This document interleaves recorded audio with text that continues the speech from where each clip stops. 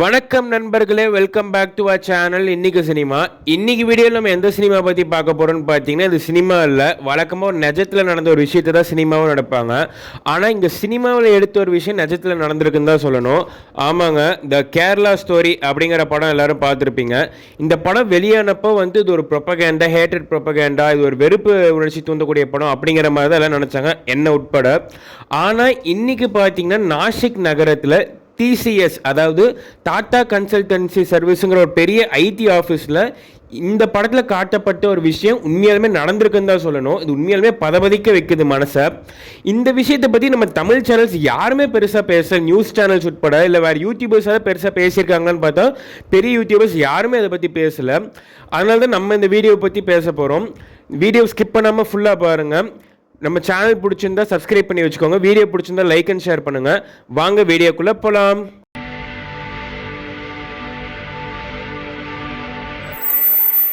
முதல்ல நம்ம என்ன நடந்ததுங்கிற பற்றி தெளிவாக பார்த்துருவோம்.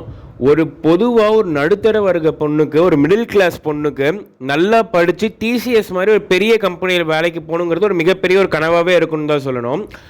அந்த பொண்ணோட கனவுங்கிறத தாண்டி அந்த குடும்பத்துக்கே அது ஒரு மிகப்பெரிய கனவாக இருக்கும் அப்படின்னு தான் கண்டிப்பாக நம்ம சொல்லி ஆகணும். அப்படி இருக்கும்போது அந்த மாதிரி நடுத்தர வர்க்க பெண், அதாவது ஒரு ஹிந்து பெண் அந்த மாதிரி ஒரு கனவுகளோட ஒரு பெரிய ஆஃபீஸ்க்குள்ளே வேலை போகும்போது ஒரு குழு, அதாவது ஒரு மிகப்பெரிய ஒரு ராக்கெட் சேர்ந்து அவங்கள மூளைச்சலவை செய்து அவங்கள லவ் ஜிஹாட்குள்ளே தள்ளியிருக்காங்கன்னு தான் சொல்லணும். இதை கேட்கும்போது எனக்கே அந்த படம் பார்க்கும்போது உண்மையாலுமே இப்படிலாம் நடக்குமா அப்படிங்கிற மாதிரி தான் இருந்தது. எனக்குமே அந்த படம் பிடிக்கல. ஆனால் இப்போ இதெல்லாம் இருக்குதோ அப்படிங்கிற இந்த ஒரு உண்மையை எனக்கு பிரதிபலிக்குதுன்னு தான் சொல்லணும். அது என்னன்னு பார்த்தீங்கன்னா, ஒரு 9 பேர் சேர்ந்த குழு, 9 பேர் இப்போதைக்கு ஐடென்டிஃபை பண்ணி எஃப்ஐஆர் போட்டிருக்காங்க. அது இந்த 9 பேர்ல பார்த்தீங்கன்னா ஒரு ரொம்ப முக்கியமான விஷயம் என்னன்னா, அது ஒரு பெண்ணும் இருக்காங்க. நிதா கான் அப்படிங்கிற சொல்ற ஒரு பொண்ணுமே அதில் இருக்காங்க. அந்த பெண் யாருன்னு பார்த்தீங்கன்னா, அவங்க தான் அந்த கம்பெனியோட ஹெச்ஆர் மேலாளர்னு சொல்லணும். அது மட்டும் இல்லாமல் டீம் லீடர் முகமது அலி அப்படிங்கிறவங்களும் இந்த 2 பேர் தான் ரொம்ப மெயினான அக்யூஸ்டுன்னு சொல்கிறாங்க. இவங்க என்ன பண்ணியிருக்காங்கன்னு பார்த்தீங்கன்னா, பல பெண்களுக்கு கட்டாயமாக நமாஸ் படிக்க வச்சு இஸ்லாமிய மத சடங்குகளை பின்படுத்த வலியுறுத்தி நிறைய செக்ஷுவல் ஹராஸ்மெண்ட் செஞ்சுருக்காங்கன்னு தான் சொல்லணும். அது மட்டும் இல்லாமல் அவங்கள வேணும்னே ஹிந்து சென்டிமெண்ட்ஸ் ஹர்ட் ஆகிற மாதிரி அவங்க கிட்ட பேசுறது, அதே ஹிந்து சென்டிமெண்ட்ஸ் ஹர்ட் ஆகிற மாதிரி இந்த பீஃப் மாதிரியான சில நான்வெஜ் ஐட்டம்ஸ், அவங்க வெஜிடேரியனாகவே இருந்தாலும் அவங்க தான் நான்வெஜ் ரொம்ப புஷ் பண்ணி அவங்கள சாப்பிட வைக்கிறது. அது மட்டும் இல்லாமல் ரொம்ப முக்கியமாக நம்மளை ரொம்ப பதபதிக்கிற விஷயம் என்னன்னா, பாலியல் ரீதியான சீண்டல்கள் அவங்க மேலே செய்யறது, மேலதிகாரிங்கன்னு கூட பார்க்காம பெண்களோட ஆடைகள் மற்றும் அவங்கள குறித்து ரொம்ப தரக்குறைவாக அவங்கக்கிட்ட போய் பேசுறது, இந்த மாதிரியான சில விஷயங்கள் நடந்திருக்கு. அது மட்டும் இல்லாமல் இவங்க ரொம்ப ஒரு பிரெயின் வாஷ் பண்ணுற மாதிரி அந்த படத்தில் காட்டுற மாதிரியே ஒரு ஹெச்ஆர், நிதாக்கானுங்கிற ஹெச்ஆரும் இதில் உடனடியாக இருந்து வேலை பார்த்துருக்காங்கன்னு தான் சொல்லணும். இதை எதிர்த்து ரொம்ப ஜாஸ்தியாக கேள்வி கேட்டால் அந்த ஹெச்ஆர் மற்றும் மேலதிகாரிகள் என்ன பண்ணுறாங்கன்னா, டீம் லீடர்ஸ் என்ன பண்ணுறாங்கன்னா, உன்னை வேலையை விட்டு தூக்கிடுவோம், உன் கரியர் மேலே மிகப்பெரிய ஒரு பிளாக் மார்க் வச்சிருவோம், நீ வேற எங்கேயுமே வேலைக்கு போய் சேர முடியாது அப்படிங்கிற மாதிரி பயமுறுத்துறாங்க. இது உண்மையாலுமே ஒரு மிடில் கிளாஸ்லேருந்து பல கனவுகளோட அந்த மாதிரி பெரிய கம்பெனியில் வேலைக்கு போகிற பெண்களுக்கு இது உண்மையாலுமே ஒரு அச்சுறுத்தக்கூடிய ஒரு மிக மோசமான விஷயமா தான் இருந்திருக்குன்னு சொல்லணும். நம்ம இங்கே வெளியிருந்து பார்க்கும்போது ஒரு தாக்கம் நம்மளுக்கு புரியாமல் இருக்கலாம். ஆனால் அந்த இடத்துல இந்த பெண்களுக்கு தான் தெரியும். அது மட்டும் இல்லாமல் சோஃபார் 8 பெண்கள் இது வெளியே கம்ப்ளைண்ட் தான் கொடுத்துருக்காங்க. இது மட்டும் இல்லாமல் இன்னும் ஜாஸ்தியாக 30-40 பெண்கள் இதில் ஏற்கனவே பாதிக்கப்பட்டிருக்கலாம். இது ஒரு 5 வருஷம் இதில் நடக்குது, இல்லை பாதிக்கப்பட்டிருக்கலாம்னு சொல்கிறாங்க. இது கேட்கும்போது எனக்கே 30-40 பெண்கள் இருப்பாங்களாங்கிற மாதிரி உண்மையாலுமே ஒரு கஷ்டம், ஒரு பயங்கிற தாண்டி ஒரு சொல்ல முடியாத ஒரு இதுதான் எனக்கு கொடுத்துருக்கு. இதை பற்றி நீங்கள் என்ன நினைக்கிறீங்கன்னு தாராளமாக கமெண்ட் செக்ஷனில் சொல்லிட்டு போங்க. அது மட்டும் இல்லாமல் இது கொஞ்சம் வருஷம் முன்னாடி ரிலீஸ் ஆன கேரளா ஸ்டோரி படத்தோட ரொம்ப ஒத்து போகுதுன்னு தான் சொல்லணும்.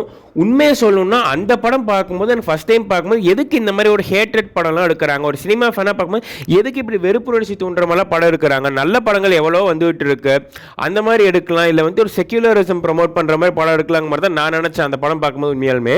ஆனால் இப்போ இந்த நியூஸ் பார்த்ததுக்கப்புறம் உண்மையாலுமே நம்மளை சுற்றி இதெல்லாம் நடக்குதோ, நமக்கு தான் தெரியாமல் இருக்கிறோமோ, தெரியாமலே நம்மளை பார்த்துக்கிறாங்களோ, இந்த விஷயம் அவங்களுக்கு தெரியக்கூடாதுன்னு நினச்சி பார்த்துக்கிறாங்களோங்கிற மாதிரி தான் தோணுது.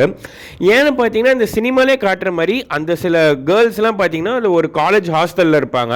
அங்கே எப்படி உள்ள ஒரு பொண்ணை வச்சு அவங்க பிரெயின் வாஷ் பண்ணுவாங்களோ அதே மாதிரி இங்கே கம்பெனியில் அந்த ஹெச்ஆர் லேடியான நிதா கான் வச்சு இவங்க பிரெயின் வாஷ் பண்ணியிருக்காங்கன்னு தான் சொல்லணும். அது மட்டும் இல்லாமல் ஒரு ஒரு ஃப்ரெண்ட்ஷிப் ஒரு லவ்ங்கிற மூலியமாக தான் அந்த படத்துலையும் வந்துட்டு அது அவங்கள ஒரு மாதிரி கொஞ்சம் பிரெயின் வாஷ் பண்ணுவாங்க. அதே மாதிரி இங்கேயும் அந்த ஒரு பவர் டாமினன்ஸ், அந்த ஒரு அதிகாரம், அந்த வந்துட்டு ஒரு ஒரு ஒரு அவங்கள வந்துட்டு ரொம்ப கலாய்க்கிற மாதிரி அச்சுறுத்துற மாதிரி பேசுகிற மாதிரியே வச்சுட்டு இங்கேயே அவங்கள பிரெயின் வாஷ் பண்ணியிருக்காங்க. அங்கே எப்படி அப்பாவியான ஸ்டூடெண்ட் அந்த உமன் ஸ்டூடெண்ட்ஸ் மாட்டினாங்களோ அதே மாதிரி இங்கே கரெக்டாக மிடில் கிளாஸ் நடுத்தர வர்க்க பெண்களை டார்கெட் பண்ணி கரெக்டாக பண்ணியிருக்காங்க. இதில் எனக்கு ரொம்பவுமே கோபம் வர வச்ச ஒரு விஷயம் என்னன்னா, அவங்க வந்துட்டு இந்த 9 பேர் ஒரு வாட்ஸ்அப் குரூப்பில் இருந்திருக்காங்க. அந்த வாட்ஸ்அப் குரூப் பேர் த நெக்ஸ்ட் ஹிந்து கேர்ள், அதாவது அடுத்த ஹிந்து பொண்ணு. பர்டிகுலராக அவங்க ஹிந்துஸை மட்டும் டார்கெட் பண்ணி இந்த விஷயம் செய்கிறாங்கிறது இதில் ரொம்ப திட்டவட்டமாக தெரிஞ்சிருக்கு. எனக்கு ரொம்ப கோவம் வர வச்ச விஷயமும் இந்த ஒரு பேர் தான், த நெக்ஸ்ட் ஹிந்து கேர்ள். இது எனக்கு என்ன மாதிரியான ஒரு விஷயம், இது என்ன மாதிரி ஒரு உளவியல்னு எனக்கு புரியல. இது உண்மையாலுமே ஒரு கண்டிக்கத்தக்க ஒரு உளவியல் தான் சொல்லணும். ஏன்னா வந்து எப்பயுமே ஒரு ஜென்ரலாக ஒரு பாதுகாப்பான ஒரு இடமா தான் நம்ம எல்லோரும் இருக்கணும்னு நினைப்போம், நம்ம வீட்டு பெண்கள் அனுப்பணும்னு நினைப்போம். அப்படி இருக்கக்கூடிய ஒரு ஆஃபீஸ்லேயே இந்த மாதிரி ஒரு விஷயம் நடந்தது வந்துட்டு உண்மையாலுமே எல்லாம் பதபதிக்க வைக்குது. ஏன்னா யோசிச்சு பாருங்க, திருப்பி வந்து எத்தனை பெண்கள் நம்ம சகோதரிகளோ நம்ம அம்மாக்களோ யாரோ ஒருத்தங்க அந்த மாதிரி ஒரு ஆஃபீஸில் போய் இருக்கும்போது நம்மளுக்கு இந்த மாதிரியான விஷயங்கள் உண்மையிலுமே அச்சுறுத்துன்னு தான் சொல்லணும். இதை பற்றின எத்தனையோ பெற்றோர்கள் வந்து அவங்க பெண்களை திருப்பி ஆஃபீஸ் அனுப்பாமல் கூட இருக்க வாய்ப்பு இருக்குது. உண்மையாலுமே ரொம்ப ரொம்ப ஒரு மோசமான விஷயம் தான் சொல்லணும். ஏன் இந்த வீடியோ வந்து நான் இந்த சினிமாவையும் இந்த இதையும் கம்பேர் பண்ணி போடுறேன்னா, அப்போ நான் யோசிச்சு இந்த சினிமா பார்த்து நான் யோசிச்ச விதம் ரொம்ப வேற ஒரு விதம் தான். ஆனால் இந்த நியூஸை பார்த்து தான் அந்த ஒரு நாள் நான் அந்த படம் பார்த்து அந்த ஒரு நாளை பற்றி யோசிச்சு பார்க்கும்போது உண்மையாலுமே எனக்கு அப்படியே ஒரு ஆப்போசிட்டான ஒரு ஃபீலிங்ஸ்லாம் வருதுன்னு தான் சொல்லணும். அந்த படம் பார்க்கும்போது எவ்வளோ கோபமோ எவ்வளோ ஒரு இதோ வந்தோ அதே எமோஷன் இப்போ அப்படியே டபுள் த டைம் இந்த விஷயத்து மேலே வந்திருக்குன்னு தான் சொல்லணும். அது மட்டும் இல்லாமல் நீங்கள் அந்த படம் ஏற்கனவே பார்த்துருந்தீங்கன்னா உங்களுக்கு அது எந்த மாதிரியான ஒரு எமோஷன் ட்ரிகர் பண்ணுச்சுனோ இல்லை இந்த ஈவெண்ட்டோட கனெக்ட் பண்ணி பார்க்கும்போது இப்போ உங்களுக்கு என்ன தோணுதுங்கிறத பற்றின உங்கள் கமெண்ட்ஸை வந்து தாராளமாக கமெண்ட் செக்ஷனில் சொல்லிட்டு போங்க. இது வெறும் ஒரு சினிமா செய்தி தானே அப்படின்னு பார்த்தீங்கன்னா கண்டிப்பாக கிடையாது. இல்லை அரசியலும் இருக்குது. ஏன்னா சொன்ன மாதிரி மகாராஷ்டிராவில் மிகப்பெரிய ஒரு தாக்கத்தை ஏற்படுத்தி இருக்குன்னு தான் சொல்லணும். ஏன் அப்படின்னா இதில் ஆளுங்கட்சி தரப்பு பார்த்தீங்கன்னா இது ஒரு கார்பரேட் ஜிஹாத் அப்படிங்கிற மாதிரி பல பிரச்சனைகள் கிளப்பிட்டு தான் இருக்காங்க. என்னை பொறுத்த வரைக்கும் இதில் அரசியல் ஆக்கக்கூடாது, ஆக்க தான் போகிறாங்க, அது நம்ம கண்ட்ரோலில் கிடையாது. ஆனால் அதுக்கு முன்னாடி இதுக்கான கரெக்டிவ் ஆக்ஷன்ஸ் எடுத்துட்டு அதுக்கப்புறம் அவங்க அரசியல் ஆக்குறாங்களோ ஒரு அவேர்னஸ் கொண்டு வராங்களோ அது அடுத்தது. இதுக்கான கரெக்டிவ் ஆக்ஷன்ஸ் கண்டிப்பாக அவங்க எடுத்தே தான் ஆகணும். இல்லை யோசிச்சு பார்த்தா நிறைய பேர் வந்து இதனால் வேலைக்கு போகவும் பயப்படுவாங்க, வீட்லேயும் அனுப்ப மாட்டாங்கன்னு தான் சொல்லணும். அதனால ஆக்ஷன்ஸ் கண்டிப்பாக சீக்கிரம் எடுத்தே ஆகணும். உண்மையாலுமே ஒரு 8 பெண்கள், அதாவது ஒரு 8 போலீஸ் அதிகாரி பெண்கள் பார்த்தீங்கன்னா அண்டர் கவரில் போய் தான் இது ரொம்ப கையும் களவுமா ஆதாரத்தோடு பிடிச்சிருக்காங்கன்னு சொல்லணும். உண்மையாலுமே அந்த போலீஸ் உமனுக்குலாம் சல்யூட்னு தான் சொல்லணும். 8 பேர் அதே ஆஃபீஸில் போய் வந்து அண்டர் கவரில் போய் தான் அரெஸ்ட் பண்ணியிருக்காங்க வித் எவிடன்ஸோட. அது மட்டும் இல்லாமல் யாரோ வந்து இவங்களுக்கான ஃபண்டிங் பார்த்தீங்கன்னா மலேசியாவிலேருந்து வரதாகவும் வந்து ஒரு குற்றச்சாட்டு வந்திருக்கு. இது வந்து ஒரு ஸ்டேட்டுக்கான விஷயம், ஒரு கண்ட்ரிக்கான விஷயங்கிறத தாண்டி இது அவுட் ஆஃப் பார்டர்ஸும் போகுது. அது என்னங்கிறது வந்து இன்னும் நம்ம வெயிட் பண்ணி பார்த்தா தான் தெரியும் அது என்ன நடக்க போகுது அப்படிங்கிறது. இப்போ பார்த்தீங்கன்னா நம்ம ஊர்லேயும் இன்னும் கொஞ்ச நாள் எலெக்ஷன்லாம் வரதான் போகுது. இந்த மாதிரி விஷயம்லாம் நடக்கவே இல்லை அப்படின்னு எப்படி அங்கே சொன்னாங்களோ அதே மாதிரி இங்கே சொல்கிறதும் ஒரு கட்சி இருக்க தான் செய்யுது. நான் யாருன்னு சொல்ல வேண்டிய அவசியம் இல்லை, உங்களுக்கே தெரியும்.